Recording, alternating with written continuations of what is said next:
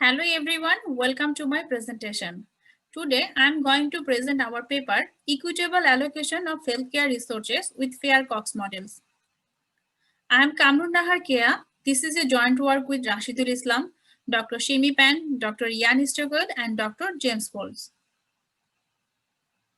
This is the outline of my presentation.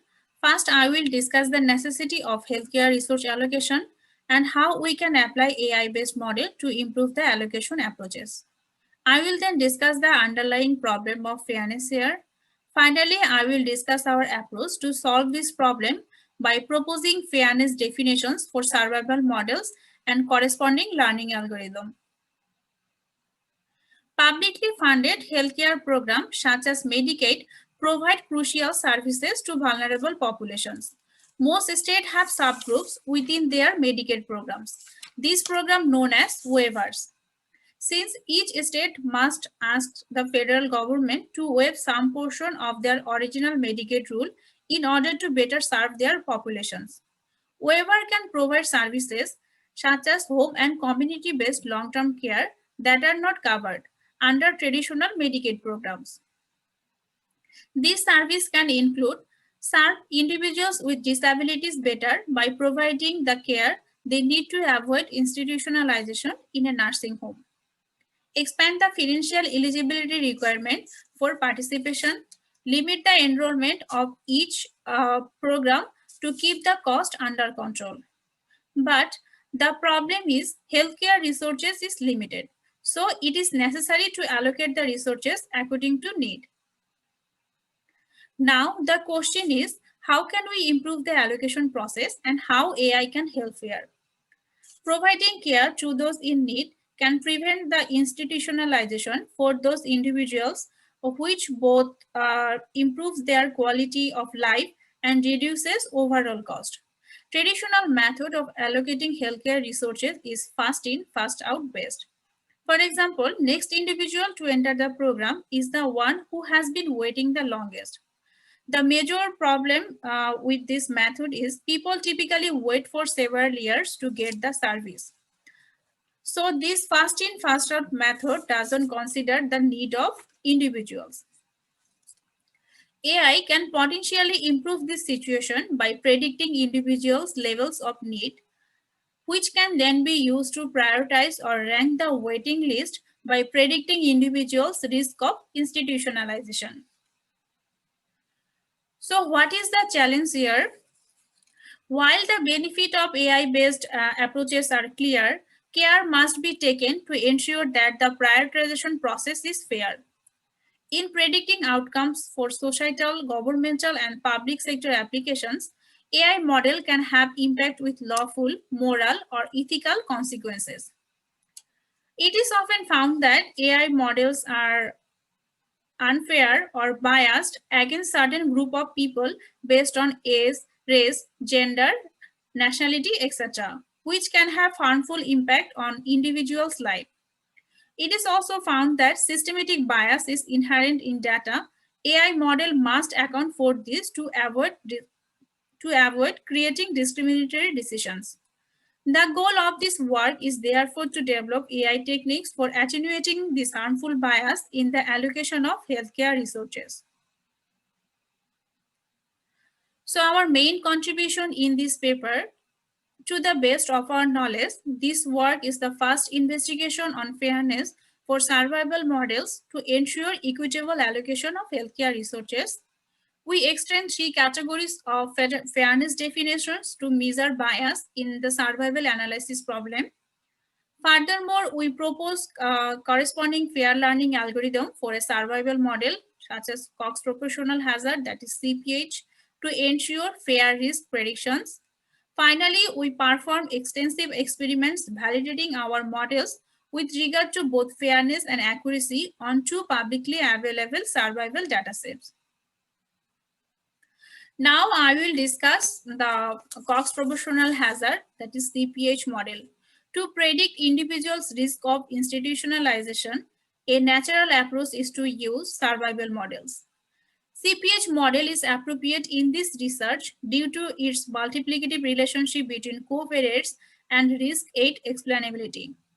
The key concept to define CPH model is the hazard function like this. So what is hazard function? Hazard function is defined to be the instantaneous rate that the event can be death, occurs at continuous time t.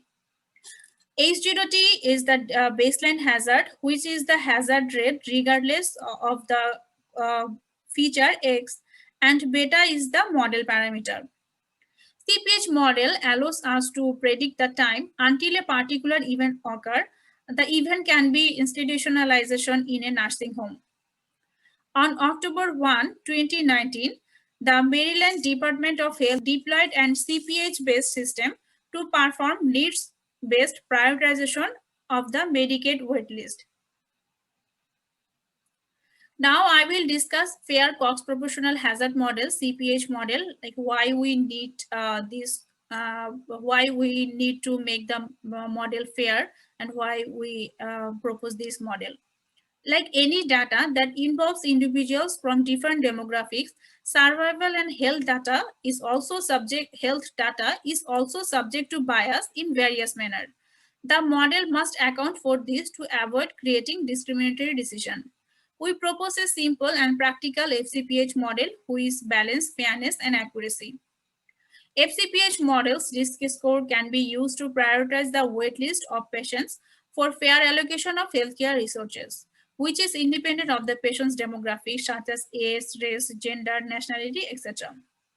The general learning objective function of our FCPH model is formulated using negative log partial likelihood plus a fairness metric based penalty term. So this equation is our typical CPH model. This is the negative log partial likelihood and there is no fairness penalty term. And this one is our FCPH model objective function. Here LX is the log likelihood for the linear Cox model. Lambda is the trade-off parameter which balance between the predictive accuracy and fairness. And F beta is the fairness penalty, which also work as regularizer. And we define F beta in three aspects. We can optimize the objective function via a gradient descent algorithm to learn the model parameter. Now let's discuss our proposed fairness definition for survival model. Fairness in healthcare is a multi-stakeholder issue, so we can't solve it with a single solution. We provide three different definitions. And the first one is based on individual fairness, which aims to ensure that a system or model produce similar outcomes to similar individuals. Inspired by Dork et al. Work, we define individual fair for survival models like this. So to compute the disparity, we measured the hazard. We measured the difference between the hazard function of two individuals, and we measured the distance. We measured the distance of these two individuals to encode the similarity. Here, note that the distance metric should be on the same scale as the hazard function. The second metric we define as group fairness. In group fairness, a system is fair if outcomes are distributed fairly across different demographic groups. The demographic groups can be different gender or race, for example, male, female. For survival models, we define the group fairness model like this. Here, we compute the worst case deviation of the per group expected hazard function, H beta A, from the population average hazard, H beta X, where A is the set of protected attribute such as male, female, etc. Our final metric is based on intersectional fairness, which considers subgroup or intersection of protected groups. For example, instead of considering a single group, gender or race, as we considered in the group fairness, only one group, we considered the intersection of this group. For example, black women, white men. Building on our earlier work on the differential fairness metric, intersectional fairness for survival models can be extended as. So for our survival models, we our equation will be like this. So we measured the worst case of logged ratio of per group expected hazard function over pairs of intersectional subgroup Si and Sj. The subgroup can be, for example, white man, black woman, etc. So to perform the experiment, we need the data. So data for the allocation of healthcare resources is not publicly available. So we perform all our experiment using two publicly available survival data set. First one is COMPASS data, which regarding a system that is used to predict criminal recidivism that can be criticized as potentially biased. In our study, we use two binary coded race. We define white and African American and gender male and female as protected attributes. The second data set we use in this study is FLC data, which taken from a study that investigate to which extent the serum immunoglobulin-free light chain assay can be used to predict survival. Here we also use binary coded S. We define S into two categories: S greater than 65 and S less equal 65, and gender male and man and woman as the protected attribute. To evaluate the model, we use traditional accuracy-based measure in addition to our fairness measure, which we have proposed. First one is concordance index, that is C index, which is a rank order statistics for predicting against two outcomes. So it is highly relevant for ranking waitlist. Second one, we use the Brier score, which measures the accuracy of probabilistic predictions. Third one is the time-dependent AOC, which extends the ROC curve to continuous survival time. For example, patients who are disease-free earlier may develop the disease later if we follow up for a long period of time. The fourth one is the log partial likelihood. It measures the goodness of fit of model to data for learned parameter. Now I will discuss the trade-off between fairness and accuracy. Since fairness may hurt accuracy, we examine each proposed model based on fairness and accuracy trade-off. This is shown for the development set on FLC dataset. We show the impact of trade-off parameter on C index and their corresponding fairness measure. For example, in the group fair model, the fairness matrix is group fairness. Here, each black circle represent group fair model for a specific trade-off parameter. We can control fairness and the C index using this trade-off parameter. Here, the red circle, red square represent the typical CPH model without any fairness penalty. We set a rule, we set a predefined rule to select a fair model. This dotted line represent the 5% degraded C index from the typical CPH model. So above this line, we selected the fairest FCPH model. Leftmost above this dotted line in this plot. The blue square represent the selected FCPH model for a specific trade-off parameter. We can also get the similar result for COMPASS dataset for the fairness and accuracy trade-off.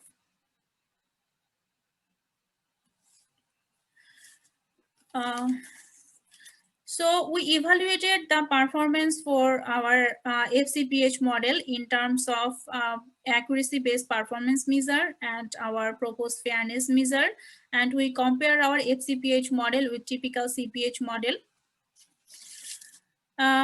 This result is for this table is for the COMPASS dataset. Here note that the higher is better for C index, AOC and log partial likelihood, and lower is better for all fairness measure and Brier score. So from this table, we can see here all FCPH models outperform typical CPH model in terms of all three fairness measure. Surprisingly, it is also found that FCPH model also outperforms typical CPH model in terms of AOC and Brier score.